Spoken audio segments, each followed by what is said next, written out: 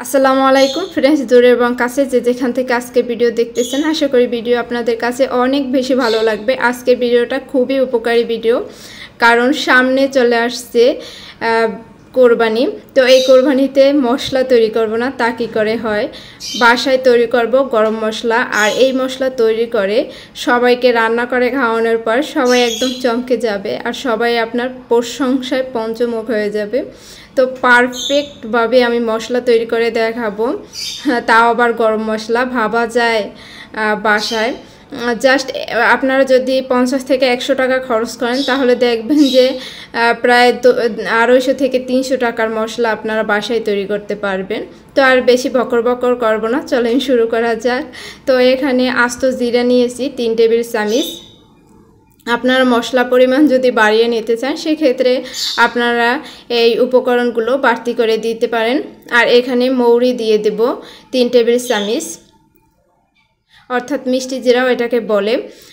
তো দোকানে গিয়ে এটা যদি বলেন তাহলেই দিয়ে দেবে।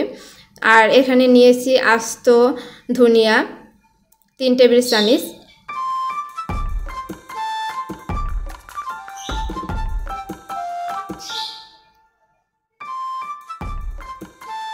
এবার 3 টেবিল চামচ দিয়ে দেব এলাচ। যেহেতু এখানে আমার 3 টেবিল চামচ এলাচ হবে না, বাসায় যতগুলো এলাচ ছিল সবগুলোই দিয়েছি, আপনার 3 টেবিল চামচ দিয়ে দেবেন।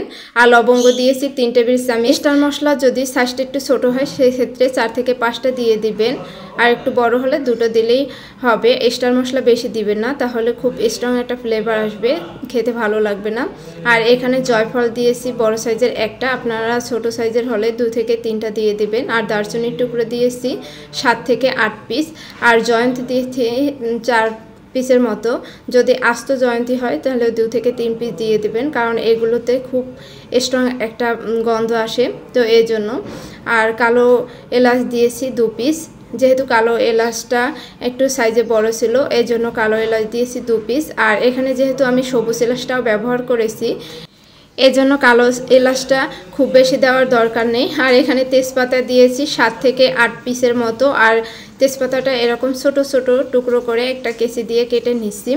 আর এইভাবে করে ছোট ছোট পিস করে কেটে নেওয়ার কারণে এটা ভাজার সময় খুব সহজেই ভেজে নেওয়া যাবে। আর এখানে কালো গোলমরিচ দিয়েছি 1 টেবিল চামচ। আপনারা চাইলে এখানে সাদা আর কালো দুইটা হাফ চামচ করে 1 চামচ দিয়ে দিতে পারেন। আর শাহি জিরা দিয়েছি 1 চামচ, যদি হাতের কাছে শাহি জিরা না থাকে তাহলে না দিলেও হবে। আর শুকনো মরিচ দিয়েছি 7 থেকে 8 পিসের মতো। তো এবারে সব উপকরণগুলো ভালোভাবে মিক্স করে নিচ্ছি। দেখতে পাচ্ছেন কত সুন্দর দেখাচ্ছে। আর দারচিনিগুলো আমি ছোট ছোট করে টুকরো করে নিচ্ছি।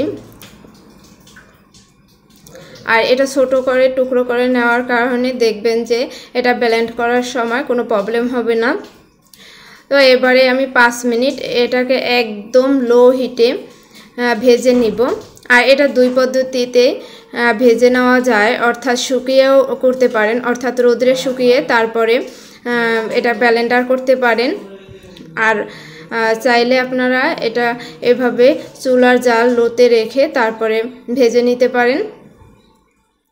জাস্ট মুসমুসে করে নিলেই হবে। তো আমি ব্লেন্ড করে নিব। আর ব্লেন্ড করার সময় অবশ্যই এই মশলাগুলোকে ঠান্ডা হতে হবে। তো এবারে ব্লেন্ড করে নিচ্ছি।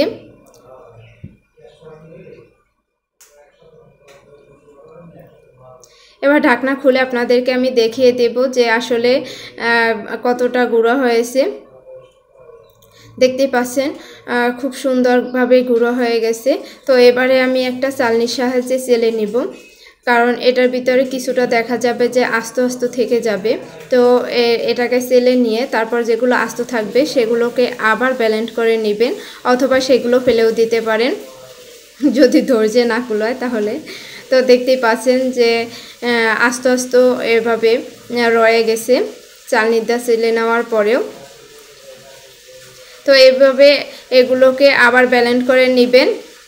আর যে গুঁড়োটা রেখেছেন এটাও আপনারা আরও একবার ব্লেন্ড করে নিতে পারেন।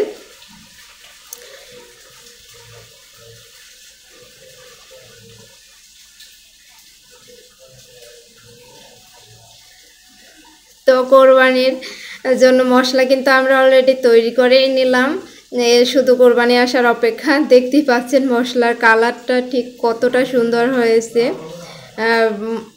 আপনার বাসায় অবশ্যই এটা তৈরি করে নেবেন দোকান থেকে, আর চড়া দামে মশলা কিনতে হবে না। জাস্ট আমি 100 টাকা খরচ করে প্রায় 250 থেকে 300 টাকার মশলা এখানে আমি তৈরি করে নিয়েছি। কতটা সুন্দর হয়েছে। তো আশা করছি আজকের ভিডিও আপনাদের কাছে অনেক বেশি ভালো লেগেছে আর অনেক উপকারেও আসবে। তো আপনারা এটা দীর্ঘদিন রেখে দিতে পারেন, জাস্ট একটা বাটার ভিতরে ভরে তারপরে রেখে দিতে পারেন। দীর্ঘদিন এটা রেখে তারপর খেতে পারবেন। তো আশা করছি আজকের ভিডিও আপনাদের কাছে অনেক বেশি ভালো লেগেছে আর অনেক সহজ লেগেছে।